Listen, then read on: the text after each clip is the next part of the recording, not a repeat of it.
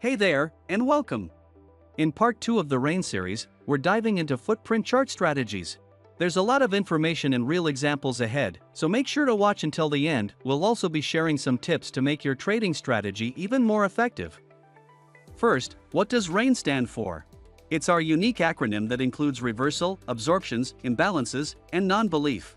We'll go through the setups in this exact order. One quick note: if you're not familiar with the terminology or how to set up a footprint chart, check out part 1 of this series. And if you're unsure how to identify support and resistance levels, don't worry, we'll cover that in the next video. Subscribe so you don't miss out. Alright, let's get started. We've prepared two charts. The left one shows the strategy during a downtrend reversal, meaning a reaction to resistance, while the right one demonstrates a reaction to support, meaning an uptrend reversal. In each explanation, the left chart will serve as an ideal textbook example, whereas the right chart will have less ideal conditions. In both cases, the strategy remains valid. The first strategy, based on a reversal, is the most common. Its key condition is that the price returns to the point of control, POC, of the signal candle. The price moves up to a certain level. This could be a price action level like a weekly high, monthly open, order block, a volume profile level, a pending limit order in the Smart DOM, and so on depending on your trading style. What's crucial is that the signal candle closes in the direction of the trade we're about to open. In this case, it should be red, have a negative delta, and close below its POC level. We assume this level will act as resistance, so we prepare to enter a short position. This footprint closed red, below its POC, and with a negative delta, all the conditions are met.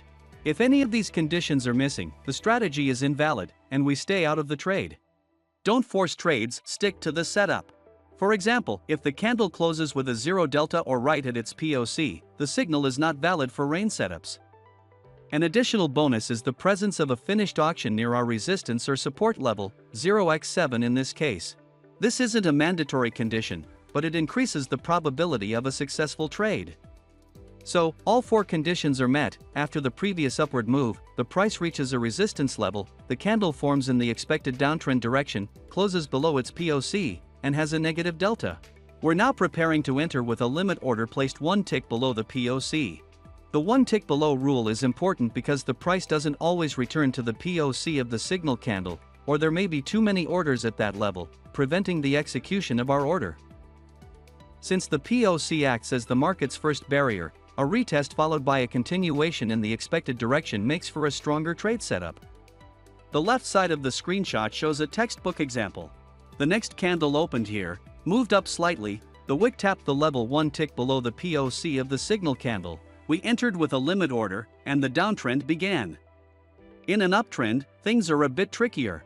Let's say we have some support, meaning the price is approaching a level from above, and we're getting ready to open a long position.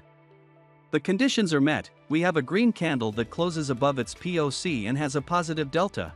The previous candle might also have a positive delta, but that's not critical. What matters is that the green signal candle, which aligns with the expected direction, has a positive delta. In this example, the signal candle has an unfinished auction at the bottom. However, this doesn't matter because a finished auction appeared in the previous candle with 1x0 at the low.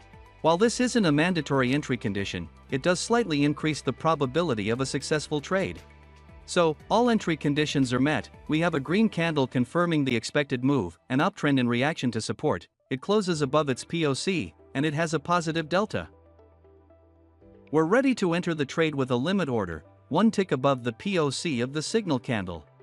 Notice that the next candle moved up, drifting away from the entry level, and our limit order wasn't filled. We don't adjust or move our entry level, we just wait. As you can see, it could be the next candle, or even the second, third, or 10th. Eventually, the wick of another candle dipped below the level where we had our limit order. That's when our order was filled. The trade was opened, and the market moved up. Sometimes you'll see a double POC, like here. This gives us extra confirmation that the market sees this level. Our pattern works because the candle in the expected direction met all three conditions. Important note: each of our four setups loses its validity if any candle breaks the high of the signal candle in a downtrend, or the low of the signal candle in an uptrend. At that point, the pattern isn't valid anymore. Let's move on to live charts.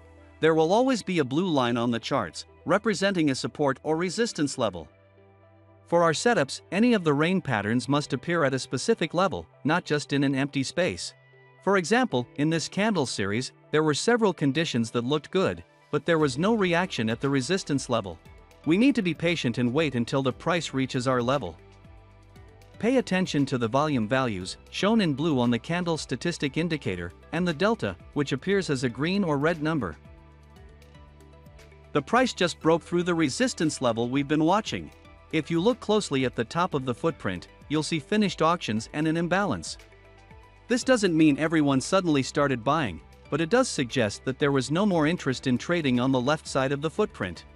As we talked about in the first part of our rain series, the right side of the ask on the footprint shows either market buy orders or limit sell orders. This means some people were still selling above the resistance level with limit orders, or traders started buying at the market price, expecting that the resistance was broken and the price would keep rising. It's important to pay attention to the volume of individual footprints. You might notice that 1,804 contracts on one 5-minute footprint are a significantly higher amount compared to the others. This means that most contracts were traded on this candle. As you can see, the candle closed below its POC. Plus, it's red and has a negative delta. Even though it's a very low number, -2, it meets the condition. Now we have all 4 conditions for entering: the red candle that closed below its POC, the negative delta, and all of this happened at the resistance level. As a bonus, we also have a finished auction of 0x14 at the top. Let's place a short order here and calculate the risk-to-reward ratio. We'll enter 1 tick below the POC, as usual, and aim for a risk-to-reward ratio of 2. This means we'll set a stop loss 15 ticks away and a target 30 ticks away.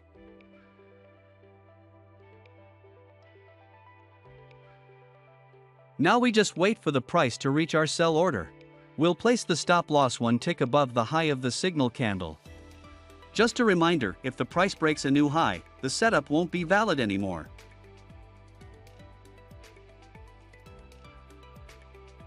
And here, the price has hit our target. This was a good example of trading the R setup correctly.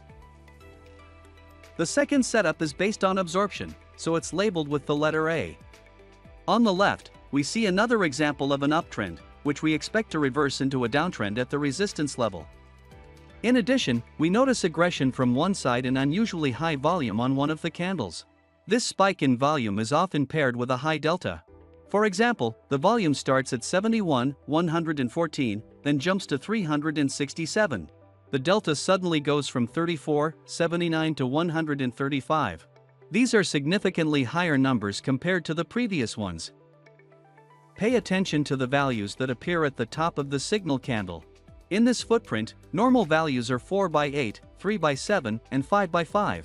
But as we approach the POC, we start seeing double-digit numbers on the ask side: 19, 27, and even 38. These are unusually high at first glance. However, this doesn't necessarily mean more participants have entered the trade. We're still below the resistance level. Large players may have already opened long positions, but they won't appear on the right side of the footprint due to their high volatility market orders. They had a significant number of pending sell limit orders in this area. On the right side of the Smart DOM, these orders gradually absorbed the market orders from retail traders. The market had started moving aggressively even before that, and retail traders might have assumed that after breaking through the level, the price would keep rising. This is a classic example of an absorption setup. The price started to approach the resistance level, below which the large players had set their pending sell limit orders. Unusually high values began to form at the top of the candle. The POC was near the top, and the candle closed below its POC. This is exactly what we need: significant volume at the top of the footprint, marking the volume of the day for that specific candle. We then enter with a sell limit, 1 tick below the POC, and wait for the order to be filled. The next candle broke through the level. We entered, and from there we're in a short position. The example on the right shows an entry based on a setup responding to support, in other words, a reversal from a downtrend to an uptrend. Looking at individual candles, we can see that typical values are single digits. But then, suddenly, we start seeing double-digit values at the bottom of the candle. Again, there's no reason to attribute these volumes to large players selling. In the case of trading at a support level, these are pending orders, either limit buy orders, which we see in the DOM, or hidden iceberg orders. It's possible that this represents large players closing their short positions. They likely had limit buy orders set to close their short positions, which is reflected on the left side of the footprint under bids. The clue lies in the very long candle up to the level, which in this case should close above the POC. We can see that the second candle didn't test our level 1 tick above the POC, and neither did the third one until the fourth candle broke through by 1 tick with its tail. That's when we entered the long position. To summarize, this setup is defined by a signal candle with unusually high volume and often an abnormally high delta. But the key factor is the volume. It should really stand out, like 18, 51, 80, and then suddenly 394. This is a highly aggressive setup, and naturally, it comes with higher risk. You can use it to its fullest, like in the setup on the left, or to its minimum, like on the right. Either way, the risk-to-reward ratio is extremely favorable. It's definitely a setup worth adding to your toolkit because of its potential profitability. Let's move on to some market examples. This is a Nasdaq chart with a 5-minute time frame. For this aggressive setup, the key factor is having a candle with the volume of the day on the chart. Without a doubt, we should be able to say this candle has unusually high volume, and it's also close to our support level. Notice that the average volume is around 300 to 400 contracts. In this case, the volume is 700 and 800. But we're already seeing a candle with over 3,000 contracts. The delta is also very high, making it tough to find a higher number. It's also worth mentioning that the POC on the footprint nearly matches the support level we're watching. The key thing here is that an aggressive entry based on the absorption pattern should happen on the candle with the highest volume, which closes above its POC when expecting a long. This is a basic condition. In this case, we have over 3,500 contracts, along with a high delta, over 550, which is 4 to 5 times more than the previous candles. This is our signal candle for the entry. And notice, this candle also shows a large amount of imbalance. Here, we even have entries with 0 on the right side of the asks. The market has sped up very aggressively towards support, which likely gave retail traders the impression that a downtrend was starting. But for us, the key point is the very high values we see on the left side of the footprint. The highest number on the ask side is 129, indicating that there were limit buy orders placed just above support, aggressively absorbing retail traders' sell orders. That's why we see the highest values on the left side of the footprint. The large players weren't selling here but were either closing their short positions or buying with limit orders. The candle closed above its POC, one of the conditions. And as a bonus, we have a 1x0 below. This isn't just a finished auction. It's what's called a silly seller because there's only one participant left selling at this level. So, the conditions are met, we have a red candle with massive volume and delta, and it closed above its POC. I'm focusing on two levels, the point where the fair value gap ends, and the level of broken support, also known as the flip. We can confidently set these two levels as our targets. So, I'm planning to enter with 2 contracts, with the entry 1 tick above the POC of the signal candle. We'll place the stop loss 1 tick below the low again, with a risk-to-reward ratio of 2. The stop loss is set at 10 ticks, so our first target will be 20 ticks away. We'll take profits on the first part here, and the second part will be held until the fair value gap is closed. This gives us an amazing risk-to-reward ratio of 7.6.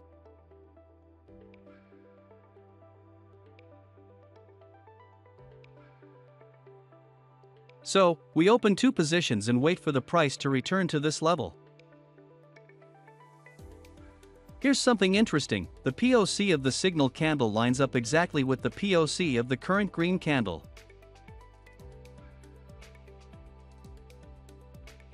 The price hits our second target, and we successfully closed the second part of our position. The third setup of rain imbalances focuses on entering trades during imbalances. Unlike the previous setups where we used pending limit orders, this time we use a market order, meaning we enter the trade immediately at the market price, without waiting for a return to the POC. We'll start by going over the details of this setup, and then we'll show another entry option that could also be helpful. This setup is similar to the first one, but the key difference lies in the emphasis on imbalances that show up on the signal candle. On the left side of the chart, we again see an uptrend that we expect to hit resistance, reverse, and move down. This candle meets all the criteria for an entry based on the reversal setup. It has high volume, a change in delta, and closes below its POC, which would allow us to place a pending limit order one tick below the POC. Additionally, we can notice incomplete auctions, which can significantly increase the probability of a successful trade.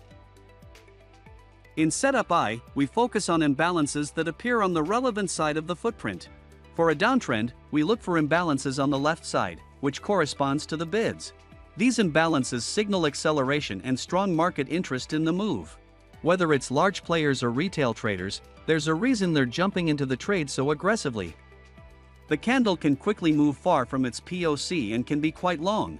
It's the imbalances that tell us it's not the time to hesitate or second guess. So, we enter immediately after the candle closes, at market price. You can also consider splitting the position into two parts, entering the main position right after the signal candle closes, and adding the rest if the price returns to the POC. Alternatively, you could open the next position one tick below the POC if the price does come back. However, if the imbalance setup works as expected, the price usually doesn't return to that level and quickly hits the target. The conditions for entering this setup are as follows. The candle closes in the expected direction, red for a reversal into a downtrend, closes below its POC, and shows a significant number of imbalances. Additional confirming signals may include high trading volume and a noticeable delta change. On the right side of the chart, the situation is similar, but a bit more complicated. The red candle doesn't have finished auctions and shows lower volume than the previous candle. However, the signal candle closes above its POC, which is what we expect in an uptrend, and we see a large number of imbalances on the right side. This suggests strong interest in continuing the new trend. As I mentioned earlier, this candle eventually reached the POC of the signal candle, and there was an opportunity to add another position. However, this isn't a rule and shouldn't be relied upon too much. Treat it more like an exceptional entry opportunity. When you see a candle with imbalances, don't hesitate or wait for the price to return to the POC. You should make the decision to enter immediately after the signal candle with imbalances closes. Otherwise, the price might move away from you. This setup depends on the specific imbalance ratio setting. I have mine set to 200%, which means if one side has a value of 15, the other side must have at least 30 to qualify as an imbalance. Increasing this parameter will reduce the number of imbalances on the chart. It's important to test what value works best for your instrument and time frame. We recommend starting with a 200% setting for backtesting. Let's take a look at some real charts to practice the I setup. Here, we're seeing a strong and aggressive trend develop. We have a support level marked by the blue line, which will trade if one of the four rain patterns shows up. I can't stress this enough. Don't look for rain patterns without considering support and resistance levels. I know I've said it before, but if you skip this step, your success rate will drop significantly. This candle has already tested the support. You might think this would be a good time for an aggressive entry using the absorption pattern, but none of the entry conditions are met. There are no finished auctions at the bottom of the candle, it doesn't have high volume, and there's no significant delta. Most importantly, it closed below its POC, whereas we're expecting a reversal into an uptrend, meaning the candle should have closed above its POC. We also don't see any strong values on the bid side, so there's no absorption happening. It's not the right moment to enter. Let's wait for a better setup. On the forming candle, we can spot a finished 3x0 auction with just 3 sellers, which indicates weak interest in further trading. But more importantly, there are a lot of imbalances on this candle. So, as soon as it closes, we're ready to enter the market. What matters now is that the candle closes green with a positive delta. At the moment, we still have a negative delta, so we're waiting. We're starting to see a positive delta, and there are even more imbalances on the ask side. Now that the candle has closed, we quickly enter a long position. We place the stop loss just below the candle's low, and as usual, we set the target based on a 2-to-1 risk to reward ratio. It doesn't matter that we entered 3 ticks lower than the close. We stay consistent, so we treat the close as our entry level, and we calculate the target accordingly. You could say this entry resembles a reversal setup. That's true, but the difference is that we have a positive delta, decent volume, and the candle closed above its POC. Plus, on the right side of the footprint, we see many imbalances which are large pending orders. And as a bonus, we also see finished auctions at the bottom. As mentioned earlier, we can place a pending order one tick above the candle's POC, just in case the price comes back to this zone. If the price drops below the low of the signal candle and hits the stop loss, the entire setup will be invalid, and we won't look for a re-entry. Now, notice that even this green candle is showing a lot of green imbalances. We're still leaving the limit order in place in case the price comes back to this level even just with a wick, to double our position.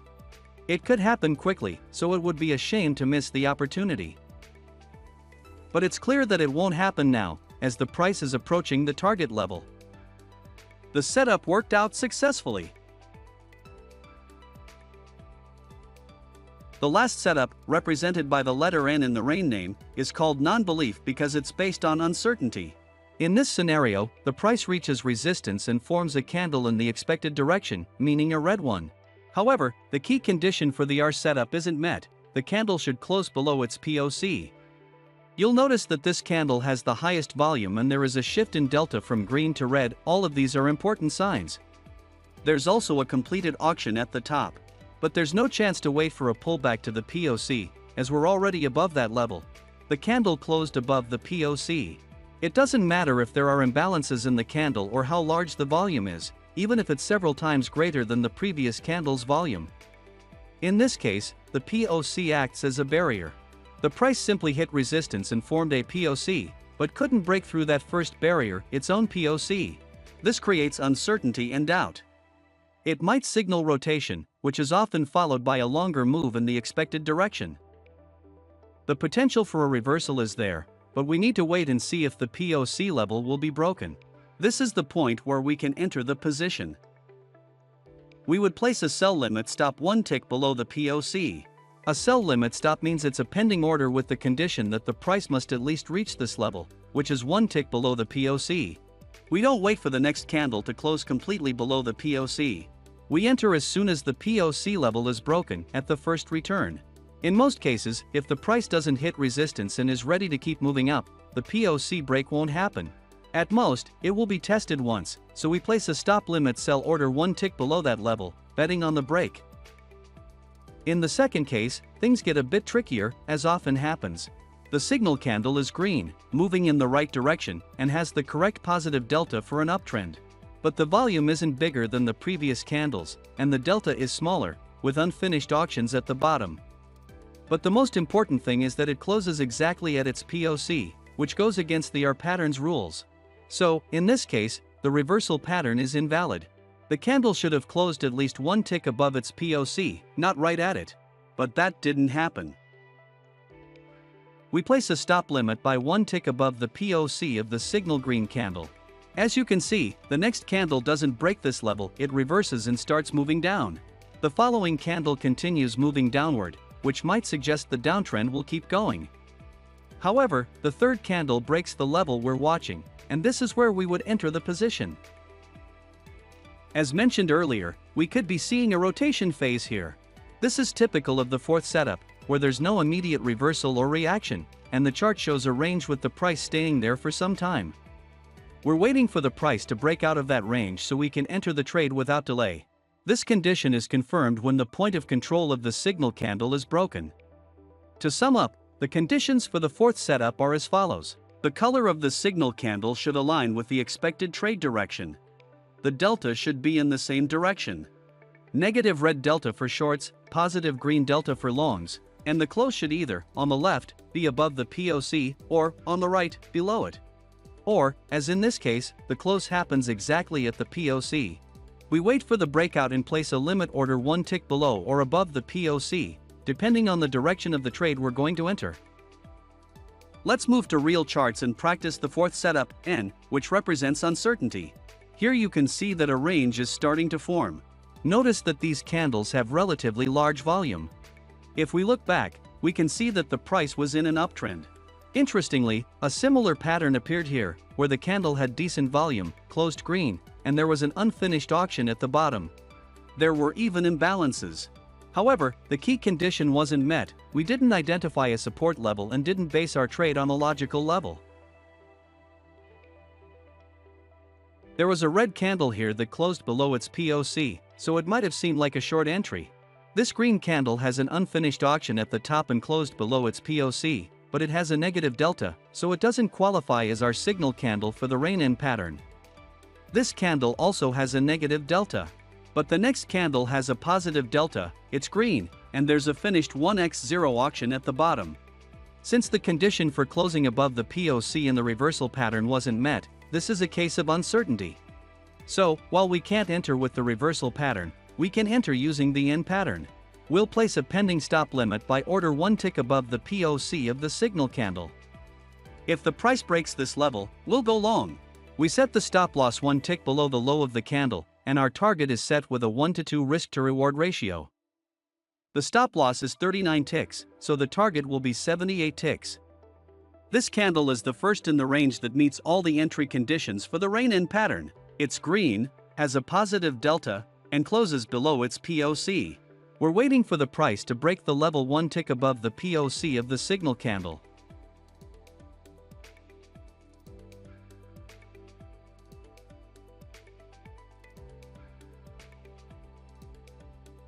The price has now reached its target. Let's review the situation. There was a range that could have been traded using a breakout strategy after the uptrend. But we entered on the breakout of the signal candle's POC. Do you realize the risk a trader would have faced trading the breakout? And how much better was our entry? You might have noticed that there were no support or resistance levels on the chart this time, but in reality, the price was moving around the previous swing high. That was our level. We were expecting the breakout of that high and the continuation of the trend. So, these are the 4 rain setups based on proper footprint reading. Besides, an idiom "no rain, no flowers" comes to my mind. We'll adapt it to "no rain, no trades." If none of the setups appear or if any of the core conditions isn't met, then don't enter the position. We always have to keep waiting for rain. And patience is one of the most important qualities in trading. You have to be able to wait. 3 important recommendations. The 4 patterns can serve as both entry signals and triggers for other trading strategies. The rain patterns help identify critical market reactions to support and resistance levels. They will guide you in deciding whether or not to enter a trade. Each pattern becomes invalid as soon as a candle breaks the high or low of the signal candle. When that happens, the pattern no longer applies. Most importantly, avoid chasing trades. Wait for the right pattern instead. Thanks for your attention. Let's take our trading to the next level with these patterns.